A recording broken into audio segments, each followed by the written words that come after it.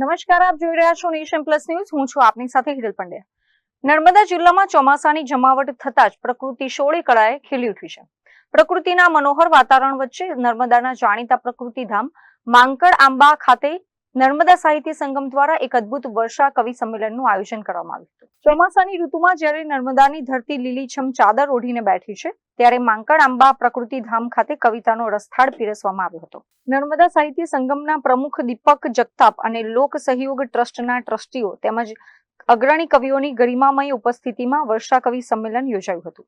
નર્મદા સાહિત્ય સંગમ આયોજિત આ વર્ષા કવિ સંમેલનમાં આસપાસના વિસ્તારના 18 જેટલા નામાંકિત કવિ અને કવિયત્રીઓએ ઉત્સાહભેર ભાગ લીધો હતો. કાર્યક્રમની શરૂઆતમાં અલ્પેશ બારોટે તમામ મહેમાનોનું શબ્દોથી સ્વાગત કર્યું હતું.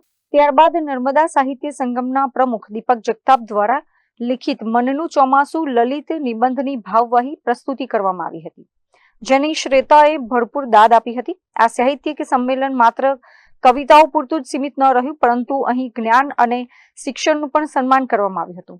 ટૂંકી વાર્તા વિષય ઉપર પીએચડીની પદવી મેળવનાર ડોક્ટર નગીન વણકરનું સંસ્થાના પ્રમુખ દીપક જગતાપ તથા સદસ્યો દ્વારા પુષ્પગુચ્છ આપીને વિશેષ બહુમાન કરવામાં આવ્યું હતું.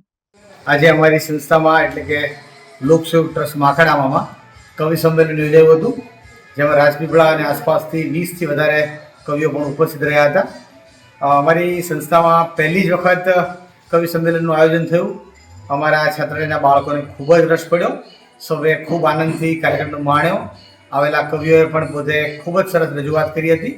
ખાસ કરીને આજનું સંમેલન અને જે કવિ સંમેલન હતું એ વર્ષાના ગીતો ઉપર હતું, તો બધાને ખૂબ મજા આવી અને વરસાદના ગીતોનો બધાએ ખૂબ રસથી આનંદ માણ્યો.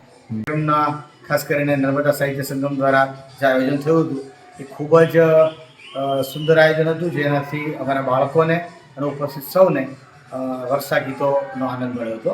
આજ રોજ નર્મદા સાહિત્ય સંગમના કવિયત્રીઓ શ્રી અહીંયા માંકડ આંબામાં ઉપસ્થિત રહ્યા અને કવિ સંમેલન યોજાયું હતું. આ કવિ સંમેલનમાં દરેક કવિએ એમની લલિત નિબંધો, ગઝલ, લોકગીત, કવિતાઓ રજૂ કરી હતી.